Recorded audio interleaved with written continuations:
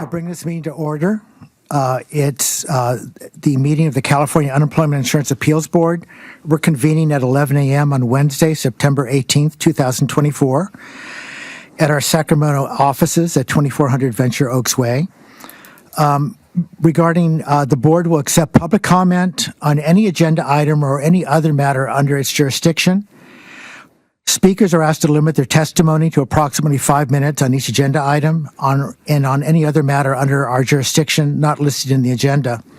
The order of the agenda items may be changed to accommodate the board or the public. For our agenda today, we have action items 10 and 11, and we'll reverse them. Revision of board policy statement on nepotism will be item number 10. The review and approval of our budget will be item 11. So with that, I'll make my report quickly. We have done over 608 cases, closed them. 600 of them were done with the California Appeals Management System. I'll do the roll call in a minute. Oh, okay. And we did 600 cases with the appeal process with CAMS and 8 under legacy. And before we do approval of the minutes, we'll do the roll call. And thank you for reminding me. So with the roll call, Chair Allen is here. Vice Chair Kent Monning, present. Member Ng here. Member Wachowski here. And I thank my board member Ng for reminding me that it's always good to keep things in order. You can speak up. Yes, that's absolutely. No. So anyway, so have the board members had an opportunity to review the minutes and read them? Yes. So I would entertain a motion to approve the minutes of our August 21st meeting. Mr. Chair. We have a motion from Member Ng. Second. We have a second. All those in favor, please signify by aye. Aye. Aye. So we've approved the minutes. I already made the board chair out of turn, so report. So I'll move it on to board member reports. Thank you. I don't have a report this month. Thank you. Okay. Member Ng or Wachowski, any reports? Yes, I just wanted to express my appreciation to Chief Kutri and the work that he performs between meetings, especially responding to board member questions. In the discussions that I've had with him prior to board meetings, he has given me the national scope because of his meetings with the national organization NUIAP and the Department of Labor, as well as the Secretary of Labor and Workforce Development Agency and EDD. And of course, internally, he's in touch with every aspect of CUIAB.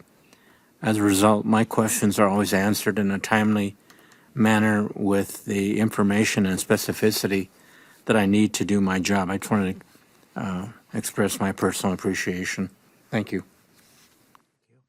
Wachowski? And I would like to report that I visited our San Jose field office last week, and presiding Judge Jean-Marc Salaire was very accommodating, met me. I had an opportunity to sit with some of the staff members, sort of in a day in the life of a case, where I watched them open the case from EDD, and they go through each document and make corrections that need to be made. I passed on some tips observations that they made about the computer system and how it might work better. And then I did have an opportunity to sit in on Judge Jennifer Kim's in-person hearing. So they had an in-person hearing at that time at 10:30, so I got to see a claimant come in. I sat in the back. It was very interesting, and as well as a telephone hearing with Judge Chris O'Hara. And I have a different appreciation for the beginning of the hearing, getting the evidence in, because sometimes, if I'm listening to the tape, I jump to the testimony of the people, and I forget how long it takes to make sure you get the evidence in, and they do such a good job to double check with people. And found out for the tech folks that some of the people with EDD are having problems getting onto the website with EDD, and if they go into now the program, it's not Safari. Safari has the problem. They go into Chrome, and they can do it. And at the actual hearing, Judge O'Hara said to the claimant, "We'll open up in Chrome and all of a sudden, ta-da, he could go through all the evidence in minutes. So very informative, and I enjoyed myself. That's great. So with that, just one last thing for my report that I usually report on, just my gratitude to all the staff at all the levels. This morning, the technical staff, them plus my wife, were able to figure it out, how to be able to give me remote access for the future use of doing our cases. And, and I know the management staff has heard this from me frequently, and also the board members. I think we're very, very lucky that at all levels of our organization, things function very well, and I never take that for granted. I've mentioned before, I've been with many, many organizations, and I know the good versus the ones who need help. And I think we have an agency that the people of California can be thankful for. And I just wish to express that gratitude to all levels before we go to the next item, which is public comment. So do we have public comment?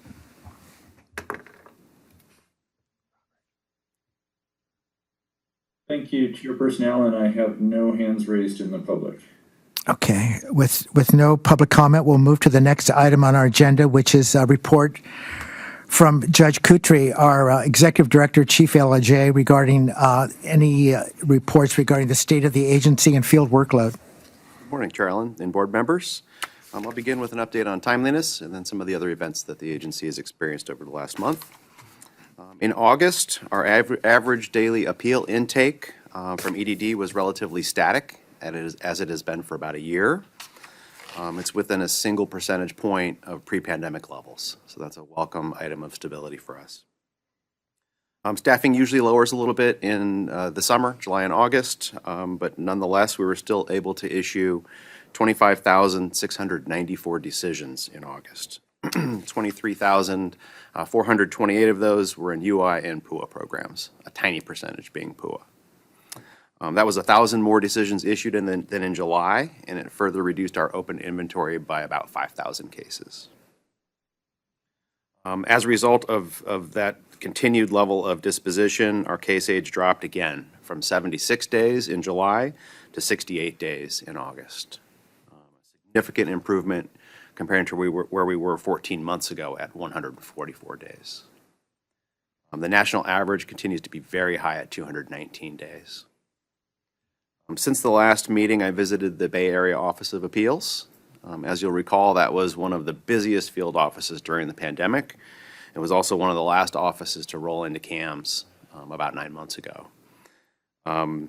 Previous visits to that office, it was just an overwhelming experience to see all the files they had. And so this was a stark difference and a stark contrast to that time. The mood and morale in that office has improved dramatically because it just seemed overwhelming, the amount of work they were receiving. And then packaging up that work and moving it from office to office was a huge undertaking. So things are looking up tremendously there. Their wait times have normalized with the rest of the state. So they benefited tremendously from the CAMS improvements. Along those lines, we moved about 2,500 cases among offices in the last month. So CAMS continues to give us that efficiency that we lacked when we had paper files. I would like to especially thank them, though, because despite those seemingly insurmountable backlogs, they stuck with the process and they worked through that. So I had a really nice visit with them, and I thank them for hosting me. I also visited Region 6 of the U.S. Department of Labor at their San Francisco office. The feedback to CUIAB was very positive. Our scoring at the National Appeal Review in May was outstanding. We scored very highly. They particularly were pleased with our reduction in backlog and case aging.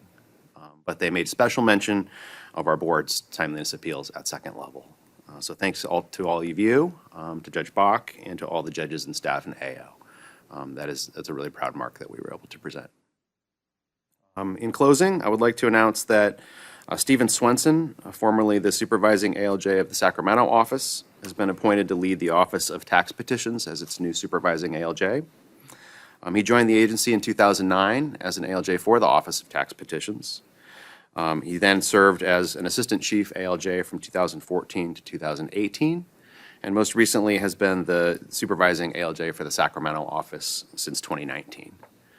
He brings a significant amount of management and substantive experience to the role, and we look forward to expanding the unit under his leadership.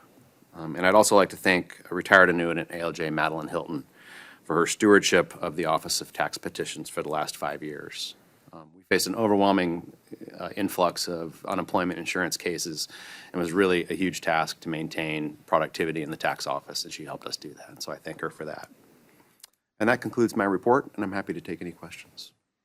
Well, our thanks to Judge Hilton, for your years of service, and also with Judge Swenson. I hold him in high regard. It's a very good appointment. And I would just point out from your report the progress they made. I remember maybe a year and a half ago, I was talking about this agency holding together with baling wire. I don't know if you remember my comments. It felt like at times it was all we could do to remain afloat with the huge influx of cases we had during the pandemic and with the federal legislation that we were administering. So I thank you. So I would ask any of the board members if you have questions. Just comment, thank you for the detailed report, and I've thanked you previously, but for you taking the time to go to all the field offices and visit and connect with all those folks is wonderful. And specifically a shout out to the Bay Area office where I've been many times and have seen all the files. I haven't been recently, so that's wonderful, and it is great to highlight, kind of what CAMS can do for our agency, where all the other field offices who helped take on some of that work to register these paper files and really uplift. You see these numbers now, and we're working more as a state agency this way with CAMS. It's not office by office so much, and that has a feeling to it that I hadn't really anticipated, and it's a really nice high mark of CAMS. So just thanks to you for the report, to everyone for the ongoing work with CAMS, and it's great to see that the Bay Area is up and running with all the other offices now too. Thanks. Thank you. Member Eng? No comments, please. Member Wachowski? When I was in San Jose, you triggered in my mind, they were all reviewing cases from Oakland. I mean, they were all getting cases from Oakland. All three people that I sat down to, they were getting cases from Oakland. And is that your call? How? You said 2,500 cases were moved. Who is deciding that? How does that work? Okay, we have a team that looks at them constantly, weekly. Where do we have cases that need to be registered, processed, or calendared, and where can they go fastest? We also have sort of an outdated diversion system where zip codes go to certain offices natively. And over the years, those have been moved around based on workload and capacity. To revisit that is a lengthy process with EDD, and we find it just faster to move the cases ourselves once we receive them. So some of the Oakland cases may be going to San Jose straight from EDD, and Right. some may be moved there. Right. But it's not uncommon to get different geographic regions diverted to your office just based on the way we have them routed. So we have the ability to actually, with EDD, to have them, instead of giving it to the Bay Area, giving it directly to San Jose, or when it gets to Oakland, it can be diverted to San Jose. And once it's in a region, is there a second possible diversion to which judge hears it, or does it stay in that with that team of judges in the assigned office? We would, if we wanted to have another office hear it, we would move the case jurisdiction to that office. Because we still have some parties that want to appear and present their case in person. And so we can accommodate that very quickly now that we're able to move. So if we do move it because of workload reasons from, say, Sacramento to San Diego, and someone, lets us know that they want to appear in person, we can move it back almost instantly. Gotcha. Thank you. Thank you. I have one question. You know that one of our responsibilities as a board is regarding the security and well-being of our staff, employees. I was just wondering, there was no report on security, so I'm assuming there were no incidents. Is that correct? Thank you. Well, having had the report, we're going to go on to Judge Rebecca Bach, who is our supervising administrative law judge for appellate operations. So I'll take it away, Rebecca. Thank you. Good morning. To go over some of the numbers from second level appeals, to meet Department of Labor guidelines, we need to close 50% of our cases in 45 days and 80% of our cases in 75 days. This last month, the month of August, we closed 91.8% of our cases in 45 days or less, and 97.1% of our cases in in 75 days or less. So that brings our year-to-date average at 67.9 and 93.5, well above the Department of Labor guidelines and in good position. The Department of Labor also asked that we have a case aging of 40 days or less. Our average case age right now, or at the end of August, was 22.4, also well within the guidelines. And that actually concludes my report for today, but I'm happy to take questions. Okay. Well, I'll turn it over to our board members. Any questions? Just to comment, these numbers are fantastic, and I just want to also highlight and appreciate your work with the cross-training program, because we've had a few judges from the field start to work with us at AO, and having that ongoing cross-training allows us to pivot where we need people to make sure we can stay on top of our numbers. So thank you for all of that. Member Engel-Wachowski? Yeah, I'll echo the same thing. I participated for a half day of the cross-training program with the judges, so it was very interesting from the position as a board member to how the field judges were learning the appellate level and the different questions and the flow of work, I guess, was very good. So that can only add to the efficiencies that Vice Chair Kent Monning commented on, is that as we go forward and there's more judges that have that versatility to go back and forth. So thank you for letting me participate. Oh, it was a pleasure having you. Well, we survived our winter of discontent, and so we can move on. So the next report would be a report from our Chief Information Officer, Jefferson Willoughby. So please take it away. Good morning, Chair Allen. Good morning. members of the board. Consistent with the rest of the reports today, mine will be brief and I think thematically in alignment with what we've been talking about over the past 18 months or so. We have, since we last met, delivered the first of 4 major software releases that represent the last parts of our stabilization engagement. And the next 3 will be coming in 2 to 3 week waves as we test for user acceptance and then fix anything that we find there and then roll it out into production. So our subject matter experts and our IT staff are working hard to get that testing completed. We as a team are really excited about the improvements that are on their way. They're going to be fairly substantial to the organization, including, as we've talked about before, significant changes and improvements to the way that we schedule,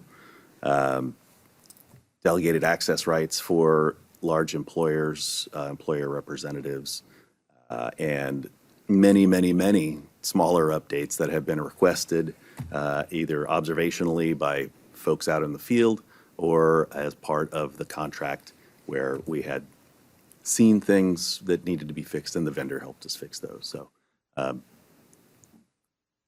a lot is coming in fairly short order. So by the time we meet next, I imagine we'll have release 2 of 4 completed, and I'll be happy to report on those at that time. So happy to take any questions. I have a question. You know, every discipline has its own language. So user acceptance, what are the kind of issues that come up regarding when you're measuring user acceptance, for instance? Just curious. So I'll try to nutshell this. When we take a requirement or a request from the business, people who don't work in the business try to make it happen, right? And we take the words that we see and we say, we would like to deliver that as a function, something, whether it's a placement of a button or how a workflow happens in the system. But we're not systems users. So once we make it do what we think it should do, we turn it over to the subject matter experts because they represent our actual user community. And they have insights that IT brains have difficulty grasping sometimes. So that user acceptance That's very testing polite of you. is a critical moment in making sure that we're delivering what's being asked for. So we have all of the software development done, and it's sitting there waiting for us, and the IT team has tested it, as IT folks will do. And then we have to make sure that the actual users of the system appreciate it and can use it in a way that's best for folks who are going to use the system every day. So there's a graduation of development, initial testing, user acceptance testing, and then we roll it out into production for everyone's use. Well, I'm very grateful for that. I think a lot of us have been getting help with the new security protocol and getting on board with it. And my user acceptance, it took a while to, it took a family of techs to help me, but we got it done. So thank you. So questions from the board members? You're getting off easy, Jefferson, I guess. I guess things are going pretty smoothly. Thank you. So the next report we have is a report from Robert Silva, Chief Administrative Services Officer. And you can give your report. Go ahead, and then we'll go to action items below. Thank you, Chair Allen. Actually, my report is wholly budget related today, Okay. so I don't have anything, and I will wait until action item 11 Okay, to do my report. great. So what we'll do, we'll proceed to the revision of the board policy on nepotism first. And I do know that all the board members have had an opportunity to review it in advance and ask questions and make sure that they understand the policy or any changes. So I'll open up to my board members if you do have questions or concerns. Yeah, I had this question. I believe it's answered. I just want to make sure that I'm making the right assumption. When it comes, first of all, I think it's good to have a policy. I know that it's part of the statewide plan that all the departments need to have one. So I think it's a very positive thing. I think that when it comes to relationships that are spelled out, stepchild, step-parent, half-brother, et cetera, parents, that is a clearly stated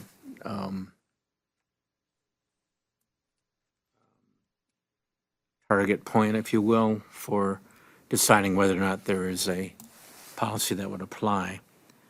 I believe there is a catch-all sentence that says that any relationship, whether it's specifically spelled out or not, that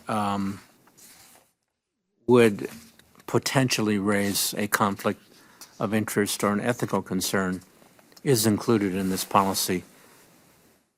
Is that correct? Yes, if I may. Good morning, Chair Allen, Vice Chair Ken Monty, and board. Thank you for that question, Member Ng.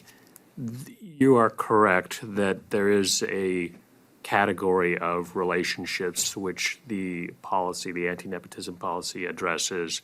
Relationships where there's a potential for creating an adverse impact on the supervision, security, or morale of the workforce due to that relationship. I should state that that's part of the existing anti-nepotism policy that the board adopted in 2008 in response to a joint legislative audit committee audit of various practices within CUIAB. So that broad, non-specified category encompassing those dynamics was part of CUIAB's anti-nepotism policy that it adopted in 2008 in response to that audit. And the changes to this policy maintain that category. They don't add it.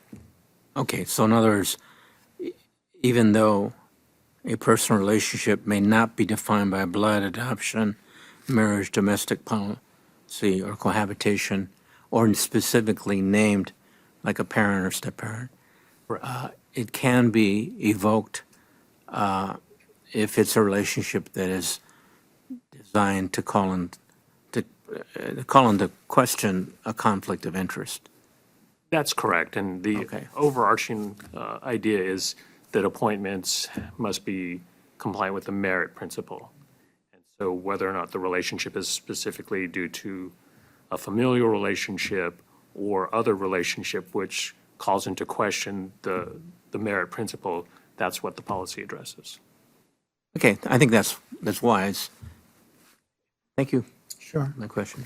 Other comments, questions? I just had one question on, I guess, not style, or a decision was made. We say that anti-nepotism applies to all blood relationships. And as I read it, the current statute includes parent, child, obvious grandparent, obvious relationships by blood, we take all those out and we say specifically excluding or taking them out. And I guess the catch-all is that you're related by blood, you're caught by it. And we specifically talk about other relationships, cohabitation, ones that aren't related by blood. Just a decision. I mean, it's just, would it hurt to keep the brother and sister and the blood relationships specifically in there? Or why was that decision made, I guess, is? Sure, I'd be happy to address that. So what we tried to do in modifying our existing anti-nepotism policy was incorporate the state personnel board's changes to the statewide or creation of the statewide anti-nepotism policy. And they specified the very specific familial blood relations as well as domestic partners and persons cohabitating who are in a romantic relationship. So we tried to adhere to their language as well as include the elements of CUIAB's existing anti-nepotism policy, which did identify some of those non-familial or extenuated Yeah, I can see somebody reading this and saying, oh, they've crossed out grandchild and brother and sister in the anti-nepotism, so that must be okay now. And that's not it, because the previous paragraph talks about any relationship with blood, but it was just caught me as, I think it's fine. It's just I was curious, so that's all I have. Yeah, the only thing that crossed my mind reading the policy is that, basically what we want is a merit system, and we want the best people to do the job. And I was just thinking of the situation where somebody was a terrific employee, they left the agency a couple of years, come back, and they're interviewing with everybody who knows them, and they have a personal relationship. To me, it's not a conflict, but it's the kind of thing where there is a personal relationship, but it's also you're trying to make the judgment on merit, right? So I don't know if there's a solution to that. I don't even know if it's a problem, but that just occurred to me as a situation that occurs every once in a while when somebody really is good, leaves an agency, then comes back to the agency. Yeah, thank you, Chair Allen. I think that's insightful. I think we'd probably distinguish between personal relationships versus professional experience. Right, with the person. right. Yeah. I mean, you wouldn't want to defeat something where someone's an excellent employee and somehow it's interpreted that it's running afoul of a policy when, in fact, you're doing it on merit, right? Anyway, just an observation. I have no further questions. If we have no further questions, can I get a motion to adopt it? So moved. Okay. Is there any proper language I should be using for this? I'll ask our board counsel. I think you can do it any number of ways, but we would ask that the board approve the modifications to its anti-nepotism policy number 6, as well as authorize staff to proceed with conforming regulatory changes. Okay. I'll modify my motion to reflect exactly what he said. All right. We'll have the minutes reflect that that's the motion that we're going to be voting on. So I'll call for the question. Can we vote individually, or should we do it as a board, just to say approval? Your choice. Okay, let's do it individually. I vote aye. I vote aye. Aye. Wachowski, aye. Okay. Let it be noted in the minutes that the board has voted unanimously to adopt the policy. Thank you. So now we move on to the real fun stuff, the budget. So please,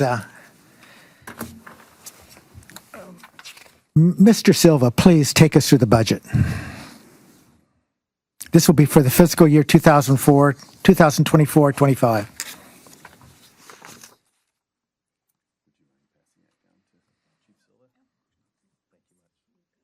Good morning again. Oops, sorry.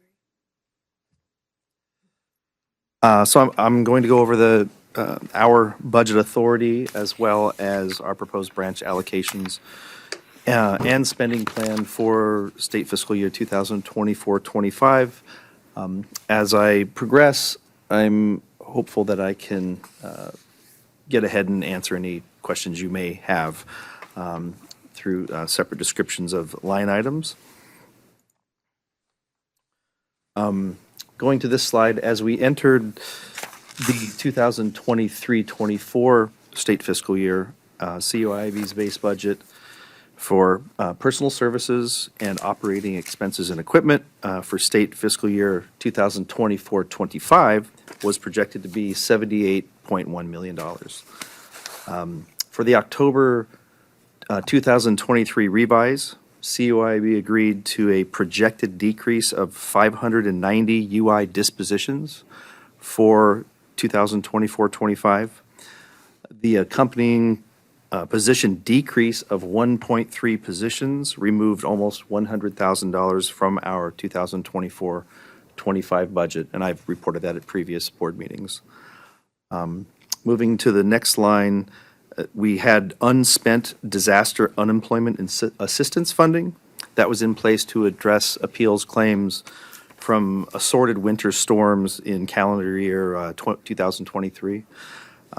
That was removed from our authority. That was $27,000.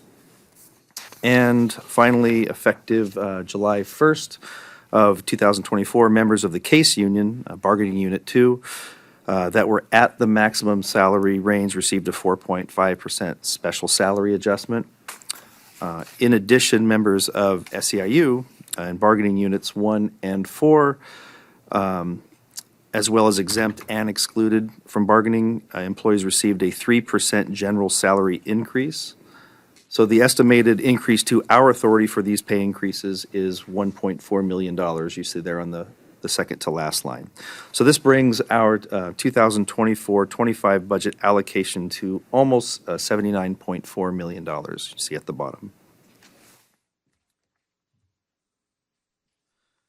So this next slide includes expenditure highlights. This year it's a highlight, singular, proposed for 2024-25.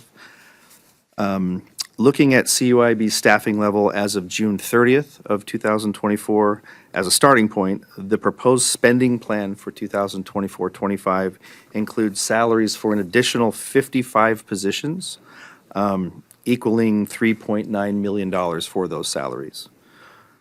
Some of those hires are already in place. Chief Kutry just announced Mr. Swenson's move to the Office of Tax Petitions as an example. For these positions, every February, and I've reported this at previous board meetings as well, we provide the opportunity to all of the offices to request positions for the upcoming fiscal year. So the 55 positions equaling $3.9 million represents what those branches requested for next year. So obviously, due to various personnel transactions that have happened since February of 2024, such as new hires late last fiscal year, promotions, attrition, transfers, et cetera, there is a chance that some of these requests have changed scope. So we will be working closely with respective management in 24-25 to ensure that any hires continue to be in concert with the specific workload-driven needs of each office. Typically, this is where we would also identify large-ticket OE&E items, such as equipment refreshes or facility upgrades, but we don't have any to report for 2024-25. Both our data processing and non-data processing equipment, they're current. We don't have a replacement cycle scheduled for this fiscal year. Also, as previously reported, the Department of Finance Budget Letter 2327 directed agencies to reduce expenditures last fiscal year. That expired on June 30th. However, Department of Finance in July urged departments to continue to ensure prudent spending. So it wouldn't be appropriate for us to include large scope facility projects in the current fiscal year. So the only highlight I really have is this staffing highlight for you.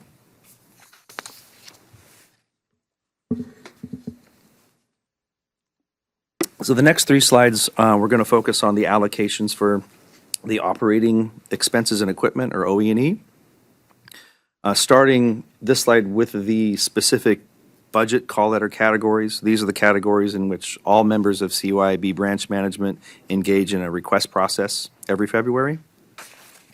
This slide shows the differences between the proposed allocations for 24-25 and the allocations that the board approved for the 23-24 fiscal year. There really isn't anything of import regarding the first four lines of this slide. I will say the decrease in the second line you see for data processing purchases is again due to the fact that we don't have a large equipment need or refresh plan for this fiscal year.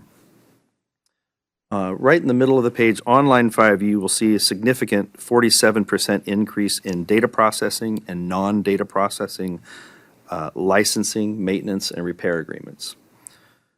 One contributing factor to this increase is the fact that we have fully pivoted from utilizing private industry vendors for our statewide copier maintenance and repairs.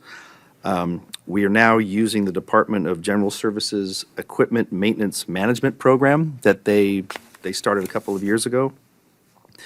We did this because the services that we were getting from the private vendors simply was not sufficient to meet our maintenance needs. So DGS began offering this maintenance to all departments, and we are now contracting with them on all of our copy machines statewide. The service has been outstanding. However, utilizing this service from DGS did come with an overall cost increase of about 30% for that effort. The larger contributing factor to this increase is the software and license maintenance contracts for programs associated with our CAM system. So that's the reason you see this large increase between fiscal years. In the following line, for professional service contracts, you'll see roughly a $100,000 increase, and that's due to some slight increases in costs for the services that the California Department of Technology provides to state departments. On the next line, the very large decrease in premise repairs you see on that line is because we had allocated funding for projects last fiscal year prior to the expenditure freeze taking place. And again, with Department of Finance urging departments to spend prudently, we are proposing only a small $10,000 placeholder in this category to address any unforeseen facility issues that arise during the fiscal year. Last thing I want to report on here is under training. The proposed decrease in the general training allocation is simply representative of what all branches in CUIAB have requested for their training needs for the 24-25 fiscal year. The overall change for our call letter categories is a 16% increase from what the board approved last fiscal year, with, again, the driving force behind this increase being those IT-related software needs for CAMs. Moving on to the next slide, these are the ongoing costs that make up the majority of our OE&E budget. As you can see at the very bottom of the slide, there's just a small overall decrease between fiscal years of 2% from what the board approved last fiscal year. There are some line items, I would like to address. The first one being the increase in our postage costs at the very top of the document. Last year, I reported to the board that we were predicting that postage costs would actually decrease in 23-24 due to full CAMS implementation and the opportunity for more parties to connect through our electronic portal. The reality, with CUIAB issuing over 20,000 more UI dispositions in 23-24 over 22-23, was that postage costs actually increased. I want to note that we don't yet have our final accounting for the 23-24 fiscal year, but we're projecting to spend about $1 million in postage for the 23-24 fiscal year. Assuming a similar workload year for 24-25, and also factoring a postage rate increase that just went into effect this last July 1st, we're proposing an allocation of $1.04 million for postage for the 24-25 fiscal year. For the next line, office supplies, we continue to experience significant reductions in expenditures due to moving to the electronic CAMS environment. The supply allocation that the board approved for last fiscal year represented a 20% reduction from the previous fiscal year. And as you can see, what we're proposing for the 24-25 fiscal year is an additional 34% reduction from last fiscal year. The next line item is interpreter services. Last year, the board approved an allocation of $1.1 million for this effort. I remember very well during that board meeting that Vice Chair Kent Monning questioned whether that allocation would be adequate. I responded that we felt it would, but in the event that we needed additional funding for this expense category, we were operating with a budgetary reserve that could be used to cover any additional expenses. Well, we did have to utilize last fiscal year's reserve because we're actually projecting to spend $1.4 million for interpreter services in the 2023-24 fiscal year. So again, assuming a similar workload for the 24-25 fiscal year, we're requesting an allocation increase to the $1.4 million to align with last year's true expenditures. The next line is the reduced travel allocation, and that's just simply representative of the fact that we continue to spend less on travel with our ALJs conducting so many hearings telephonically and not traveling to different parts of the state for in-person hearings. Third to the last line, I'll bring your attention to the a significant decrease proposal of $340,000 for our Attorney General services and court costs. Our Attorney General services for petitions for writs of mandate have been fairly consistent in recent fiscal years, so that part of this allocation we're not touching. But over the past 3 fiscal years, we have used very little of the annual funding that's earmarked for court costs. So with that, we're proposing to reduce this allocation for 24-25. Obviously, litigation. That's a good thing. Well, it is a good thing. But as we know, litigation can be unpredictable. Right. But you'll see as I progress through the slides that we plan to operate with a significant funding reserve. So like last fiscal year with regard to interpreters, if we run into a situation in which we need additional litigation funding, we will have a reserve to cover that if this proposed allocation is insufficient. And one other thing I'll draw your attention to is the next line under other services. The main reason for this 37% decrease is again due to the implementation of CAMS. Included in this other category are expenses for on-site confidential destruct, as well as storage and destruction of our closed case files at the State Records Center, for which there's a monthly fee. And we keep them there until the statute of limitations for litigation has expired. We're obviously still going to have an ongoing need for on-site confidential destruct, but to a much lesser degree than when we were working in a paper environment. And our footprint at the State Records Center is disappearing and will eventually become non-existent. So that's why you see this significant decrease in the other category, that's other services. Again, when the dust settles, we're looking at a 2% decrease in allocations between the fiscal years that we're proposing.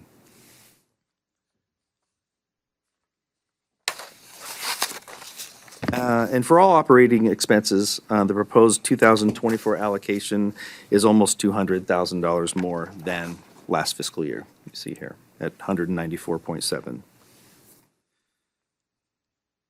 So this slide is going to show our overall personal services budget. Last fiscal year, the board approved a budget of 518.5 positions and $55.2 million. For 2024-25, again, based on the requests from CUIAB branch managers, we are proposing a budget of only 444.5 positions and $49.3 million. At first glance, it may look odd that we're requesting so fewer positions than we did a year ago, but due to CUIAB's heavy recruiting in both 2022 and 2023, and also due in large part to the advancement of the CAM system has provided, field operations balance of open cases for all programs has been reduced by 45% over the last 15 months. So our staffing is really getting close to being in alignment with our workload. And I also want to remind the board that this proposed allocation of 444.5 positions includes that previously mentioned allowance of 55 additional positions above our staffing as of June 30th, 2024. Positions, I'll repeat that we will continue to analyze for necessity as the fiscal year progresses. Overtime allocation. Last year, our allocation was $1.1 million, which was the same as the previous fiscal year. Sounding a bit like a broken record, but with the hiring we've been able to do and with CAM's implementation, overtime use plummeted in 2023-24 to a total expenditure of $486,000. This is the allocation we're proposing to move forward into the 24-25 fiscal year. Another personnel category of lump sum. Last year's allocation for lump sum payouts was $772,000, and we ended up expending only $469,000 of that allocation. What we've done historically is we carry over the previous year's true expenditures in lump sum payouts as the proposed lump sum allocation for the current fiscal year, while also taking into account any known pending retirements that we may be aware of. This proposal allocation of $537,000 follows that trend in that it takes last year's spend of $469,000, and it's cushioned by the knowledge we have of a couple of employees we know are going to retire in the 24-25 fiscal year that have significant leave balances. So is this typically like cash outs when people leave? Yes, Or the cash outs of accumulated leave. and it would also cover situations where people are applying their leaves to PERS? A Correct. payment would be made to PERS? That's correct. Okay. Yeah, both. Okay. Obviously, this target can be difficult to predict because some people can retire with very little notice, and they're unforeseen, and then also people may choose to burn out leave rather than cash it out. Obviously, the cost to CUIB is the same. It would just come from a different cost category if they were to choose to do that. All right, so where do our branch expenditure requests leave us when compared to our budget allocations? As you can see to the left, our salary spending plan of $49.3 million would leave us with an operating reserve of $12.6 million. In the middle column, you'll see that our OE&E spending plan is essentially even with the $17.4 million allocation, leaving us with that total $12.6 million operating reserve. To the right, highlighted in orange, you'll see the budget totals that include personnel benefits. I just wanted to put that there so you can see where our total proposed spending plan aligns with the governor's published budget of $108.1 million. We don't typically factor in benefits into our projected reserve because until you expend the funding and salaries, the funding for benefits technically doesn't really exist. So this $12.6 million does not include any benefits. As the board is aware, all state departments are currently engaged in drills to reduce overall expenditures by 8% in 24-25, as well as permanently eliminate a portion of vacant positions. So we and EDD's Fiscal Programs Division are currently engaged in these drills with the Department of Finance. We don't yet have the finalized impact to CUIB for these reduction drills, and we can report those to the board after the January 10th governor's budget update. But the reductions will certainly be able to be absorbed within this proposed $12.6 million budget reserve. Also, operating with this type of reserve affords us the flexibility to cover any unforeseen overages in OE&E, which I've discussed a bit ago. And this level of reserve also helps us if we need to have additional staff hires later in the fiscal year if we have an unforeseen influx of workload.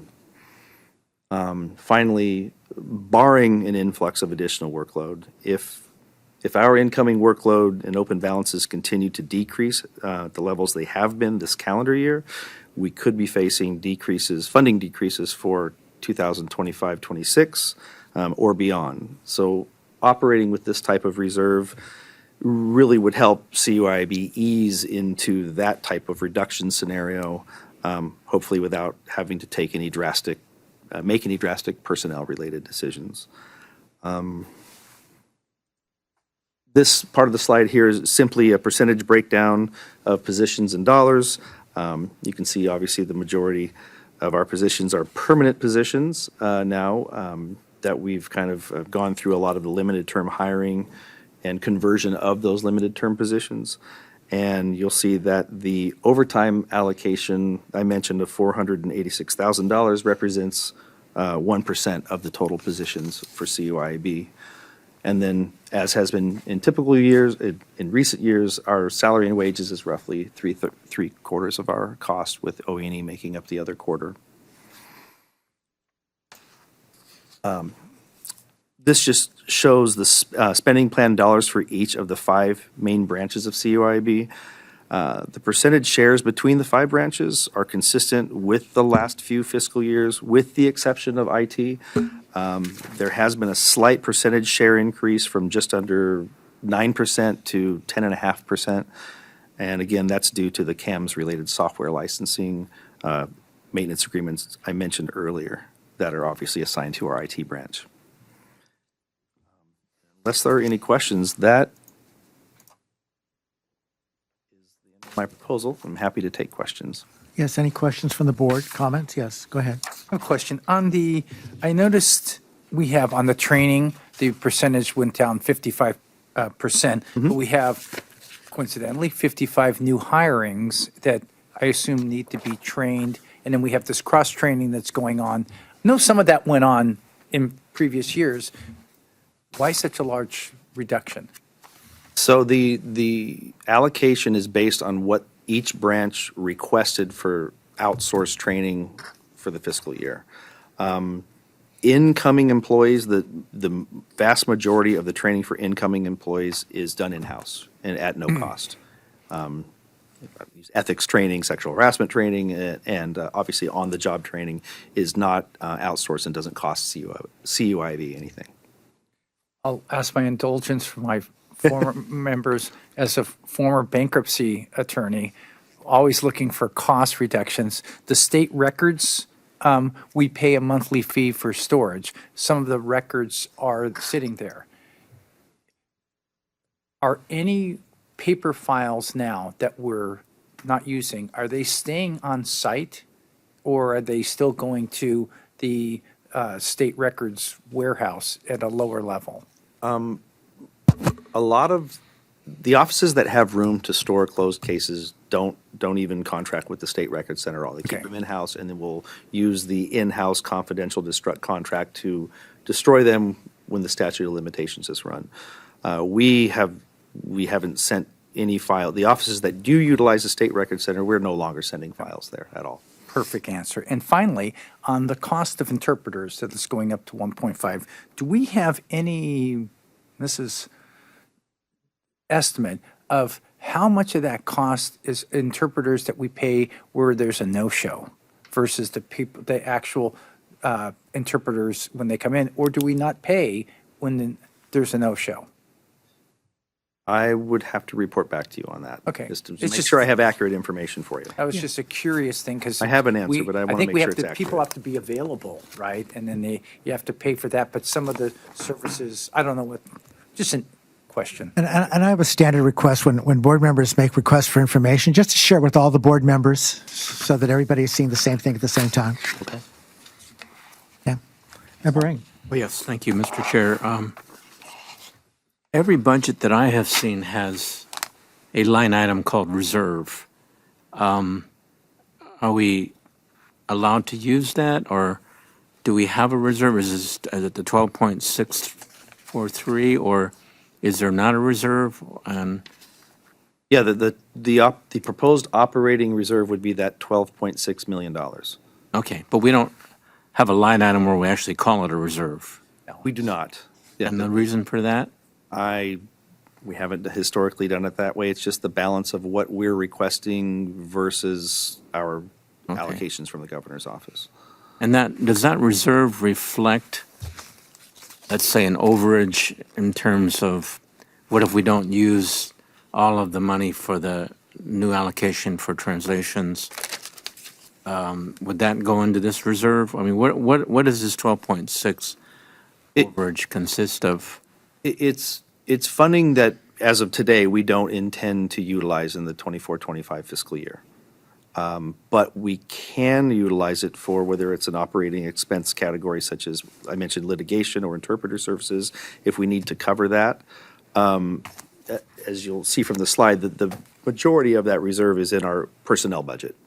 But it can be shifted to operating expense budget if need be, or to address. So it's a contingency hiring. reserve, It's really? basically, For yes. contingency. So if we get more attorney general fees, for example, having increased their litigation, that would come from this. Now, what would happen if we use, as was alluded to, let's just say we don't have the interpreters to hire and we use less of that money? Where does that money go to?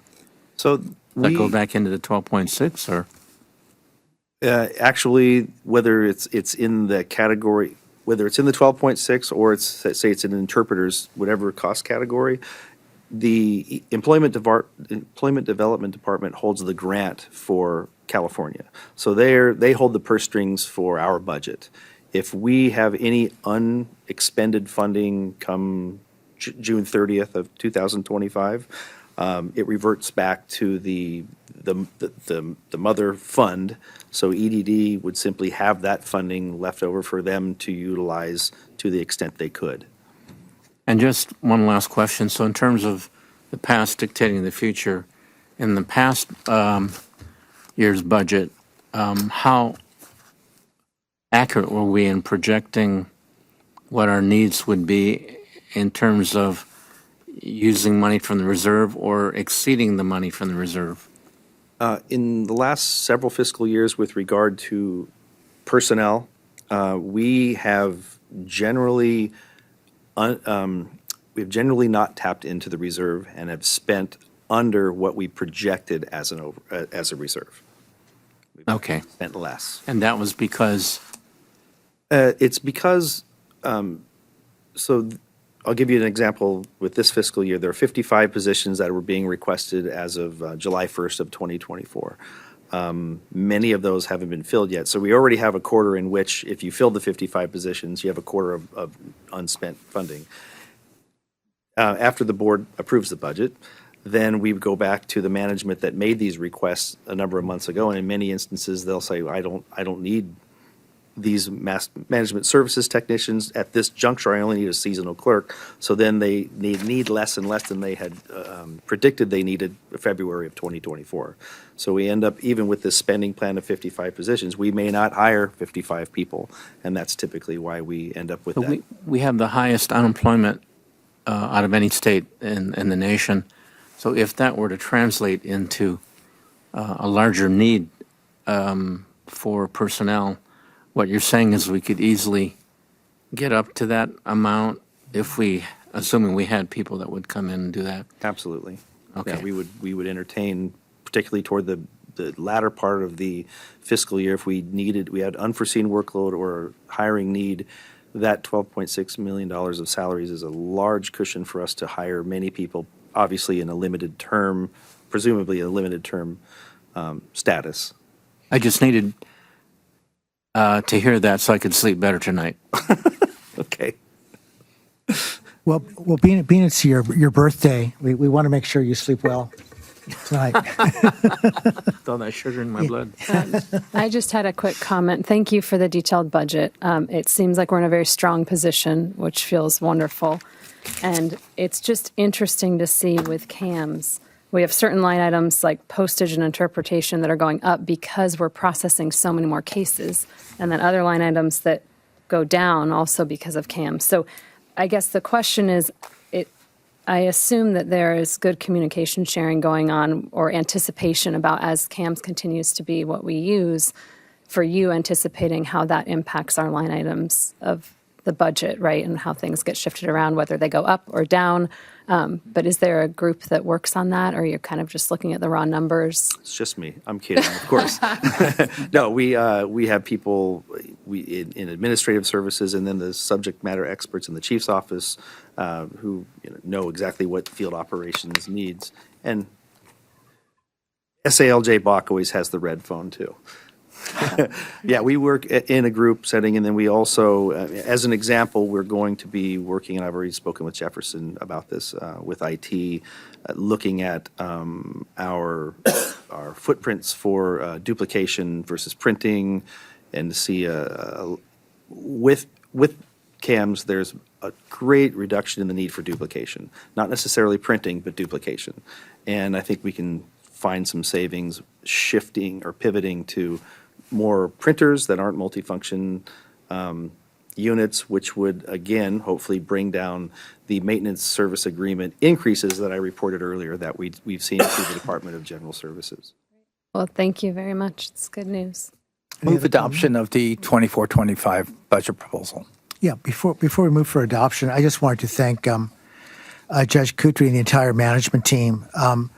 When I came onto the board at the tail end of the Great Recession, we were staffed up, and it was a very painful procedure to basically reduce staff over a period of time. And while I've been on the board, I've had a lot of conversations regarding making sure that we do not have a painful downsizing as we shrink. It's counter. As the economy gets better, we shrink. As the economy gets worse, we grow. And I know that a lot of discussion's been done about this to make sure that it's more smooth in terms of where we go, in terms of the interaction between the budget and our staffing. And I just want to assure everyone, a lot of thought has been given into this in terms of our staffing levels and our budget in advance. And so with that, I would entertain a motion that we adopt the 2024 CUIB budget proposal for 2024-2025. So can I get a motion to that effect? Yes. Okay, a second? Second. Okay, we have a motion and a second. Any further discussion, comment? Hearing none, we'll vote individually. Aye. I vote aye. Aye. Aye. Aye. Okay. So we've adopted the budget. I think we've come to the end of our agenda. I will turn to our board counsel and ask our board counsel, is there anything for closed session? Thank you, Chair Allen. There's not. Hearing none, I'm going to adjourn this meeting. Thank you.